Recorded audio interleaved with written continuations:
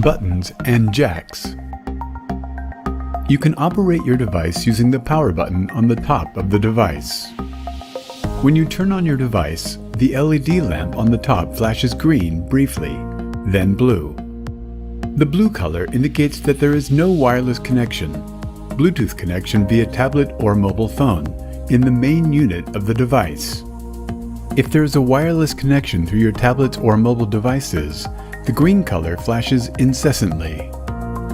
The main unit of the device is powered by a lithium-ion battery and charged with a 5-volt 2-amp charging adapter. You can charge the device's battery using the micro USB input on the top panel. Only charge the device with the original charging adapter. If the charging adapter is lost or broken, please contact the technical service of Conrad. The button on the front of the device enables data transmission in manual search and continuation of data transmission after completion of each row in automatic search. Installing 3D analysis application. To start working with the device, you should first download the application Conrad GR3 on your mobile device such as a tablet or phone. To do so, search Conrad GR3 on Google Play Store or App Store and install the app. After the installation is complete, the activation menu will open when you open the application. In this menu, complete the activation of your application by entering the information you are requested, such as the serial number of the device, your name, and your email address. Wireless connection to the device. After activation, you will see the main page of the application. Before you can scan with the device, you should establish a wireless connection. For wireless connection, first tap the Settings menu in the application. In the Settings menu, you must first allow some features that you need the app to use on your mobile device. In the Settings menu, go to the Permissions section. You will need to confirm both permissions. These permissions are necessary to save scan results and establish a wireless connection. This process only applies to the initial setup. Once done, you do not need to repeat it. After confirming the permissions, return to the Settings menu and open the Connections section. Tap the Scan the Devices button in this menu. The scanning process will start. The scan will be completed in a few seconds. You will see your device in the menu. If you tap on the Connect section, the connection will be established.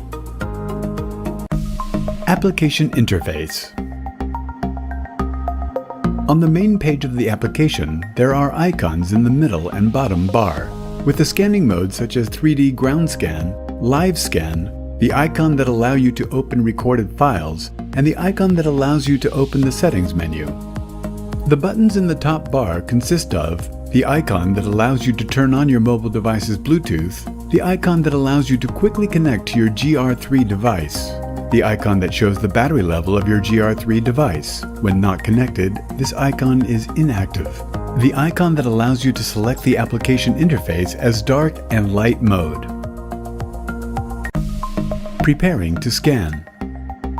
Before collecting measurements with your device, you should consider issues that will affect your measurements. You should have information about the scanned area.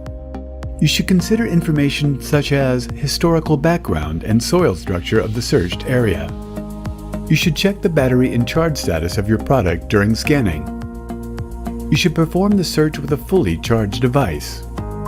Low battery level is one of the elements that affect measurements. There should not be any high-tension lines, main electric lines, cell towers, objects with high susceptibility, speakers, or objects like magnets within at least 50-meter diameter of the area measured. The person doing the scanning should not have any objects with high magnetic susceptibility on him or her. Heat, radio receivers, solar power, ground minerals, loose soil, salt, water, etc. may have negative effect on measurement results. In order to prevent your measurements from getting affected by magnetic fluctuations, it should always be performed with the north-south axis. Each search should be performed from north to south or from south to north. Using a compass to find your direction is recommended. Starting scans from the north is recommended. The device should be held vertically against the ground and should not be shaken. Your device's height from the ground should be between 10 centimeters and 15 centimeters, and this level of height should be maintained throughout the collection of measurements. Do not lift or lower your device during each signal measurement. At least 10 signal pulses and 10 search rows, in other words 3 meters to 3 meters, is recommended for measurement size. The point you doubt in the measurement area should remain in the center of the measurement you perform. If the metal or cavity data is placed on the sides in the graphics collected, measurement should be repeated by centering this data. Wide measurements should be collected when search is performed on an unknown area. For example, search should be performed with 20 signals and 20 rows. Be attentive to keep 30 centimeters between each signal pulse count and 30 centimeters between each search row. You should perform measurements relatively in wider areas, depending on the size of the area measured. If you are searching for large objects such as graves or rooms, you may increase the pulse intervals, for example, keeping 50 centimeters between each signal. If you are searching smaller objects, such as between 20 to 30 centimeters, you should increase the frequency of signal pulse intervals. If a buried object remains under soil for longer amounts of time, the magnetic field it will produce will be higher, and it could be detected easier. You should check the target at least twice by performing the search in the same manner. More measurements will help eliminate minerals and correct errors, if any. The more control scans performed on a potential object, the better your decision will be about whether the item is a real object. You may perform zigzag or parallel scans. If you have completed a scan line, the next one should be performed next to it. The measurement device should not be turned between rows. 3D ground scan. To create a 3D ground scan, enter the ground scan menu on the main page of the application. The 3D ground scan allows you to create 3D graphics based on your scans of a specific area. Scan mode. There are two scan options in the ground scan feature, automatic and manual. In automatic scan, you do not need to tap any button to count the signal pulse, but in manual scan, you need to tap the button on the device for each signal. First, you need to select the scan type, automatic or manual. Start point. You can set your scan start point from the lower right or lower left corner. To do this, you must select the left or right start point. If you start searching from the lower left corner, you should proceed to the next scan job on your right. If you select from the bottom right corner, you should proceed to the next scan job on your left. Scanning method. You can do your scans in zigzag or parallel. In zigzag scanning, you can scan the scan sequences back and forth. In parallel scanning, the starting point of each line should be right next to the starting point of the previous line and in the same direction. You should start the scan at your start point and end it at your ending point, as shown in the graph. When the number of signal pulses entered for each row is complete, you must proceed to the next series of scans. The direction of the measurement device should not be rotated when you move to the next row. Width. Enter the number of rows you want to scan according to the size of the area to be scanned. For example, 10 rows. The distance between each row should be 20 centimeters to 30 centimeters on average. Height. Select how many measurement signals must be present for each row. For example, 10 measurement signals. The distance between each measurement signal should be 20 centimeters to 30 centimeters on average. The more you increase the distance, the more difficult it becomes to detect small objects. After typing all settings, you can initiate the scan by tapping the Start Scan button. In the middle of the scanning screen, you can see the immediate data that you get. If you select Manual Mode, you should tap the Start button on the front handle for each signal step. At the bottom, you can see the Stop icon that allows you to stop scanning and the Data icon that is active in manual scans. If you select Automatic Mode, after the signal step count for each row is completed, You will be requested to tap the Start button. You should perform this procedure for each scanning row. The active bar in the top indicates the immediate measurement severity. After you start getting data, you will see colors such as green, red, yellow, and blue, according to the measurements you get. You can see all metallic objects and most objects with high magnetic effect as red, some as orange, cavities, earth fills, caves underground as blue, the earth without any changes and anomalies as green. You can see mineral soils and objects with a relatively low magnetic effect as yellow and orange colors. The application will create a preview after the entered signal step count and row count is completed. In this screen, you can save the obtained data or exit without saving. You should enter a file name if you want to save. You can enter a name for your scan or save it automatically under the date of the scan. You can examine this data in detail on the analysis screen. After you save the scan, you will be taken to the Files section. Live Scan. Live Scan is a 2D search mode that allows you to quickly and pinpoint objects, metallic objects, spaces, structures buried underground with magnetic effect.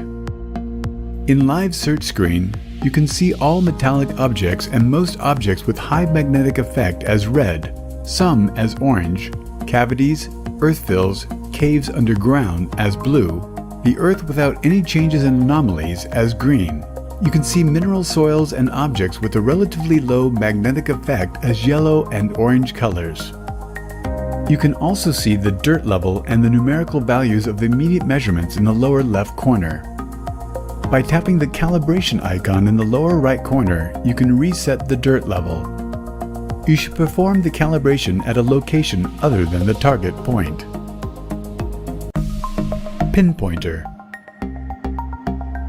You can use the pinpoint option to determine the exact position of the metallic or magnetic object you have detected. Before starting the scan, by touching the calibration icon, you can reset to ground level in an area different from the target point. You can see the severity of the signal and graphic bar according to the type of object in the middle. When objects with magnetic effect and metallic objects are detected, the bar will increase to the left side. The bar will be increased to the right side when structures such as cavities and caves are detected. In the sensitivity section on the left, you can increase or decrease your scan sensitivity. If you increase the scan sensitivity, the signal strength of the measurement will be more sensitive and responsive. The threshold setting on the right allows you to increase or decrease the dirt level. This allows you to block weak soil signals. With the volume button on the top right, you can switch the signal tone on or off. Opening saved files. From the main menu, tap the File section to open the scans you have saved. In the File section, you can preview or save scans. You can change the file name or delete the scan using the icons on the right of the scan data. Open the scan data you want to analyze by tapping on it. This screen allows you to analyze your data graphically and numerically. You can tap the Reset icon to return the scan to the top view. To make depth measurement in the search, you should select a proper soil type for the area you scan. It allows you to see the obtained values as numeric. You can see all data as numeric on the graph. To turn it off again, tap Data icon. With the Depth Analysis function, you can see the signal values corresponding to each frame in the data you have obtained. You can see the point depth value by choosing the soil type. You can turn on and off the red, blue, yellow, green, and light blue colors on the graph. You can perform the analysis settings. In this section, you can turn on and off the different color options and the frame on the scan. Metal detection. It may be difficult to differentiate metals and minerals at first. In some measurements, you may take the minerals as reddish in color. You can see results corresponding to metals to your left and to non-metals to your right. While metallic objects are irregular in shape, minerals are typically scattered and broad.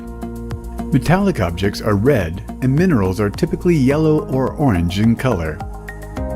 The most important characteristic that separates metallic objects from minerals is the numerical difference in data between it and the soil. To see these numerical values, click on the data icon in your application. Grid lines and the numerical values will appear on the graphic. There must be at least 15 units of increase on the graphic between the soil shown in green and metallic objects shown in red. For example, if the soil reading shows 200, for it to be a metallic object, the reading must be at least 215 in value. If the difference is just a few units, it is a mineral. If there is a big difference between soil and magnetically susceptible objects, there is a high chance it is a cheap metal. For example, if the soil level is 180 units and the magnetic object is 300 units. Metal objects that have been buried in the soil for a long time can be detected more easily. Precious metals like gold and silver can only be detected if they are buried along with metals with magnetic susceptibility. Cavity detection. Underground cavities such as tunnels, rooms, graves that are artificially constructed underground are shown in blue. If any circumstances such as deflections or embankments encountered in the cavity underground, cavity data will be shown in light blue, turquoise, and light green tones.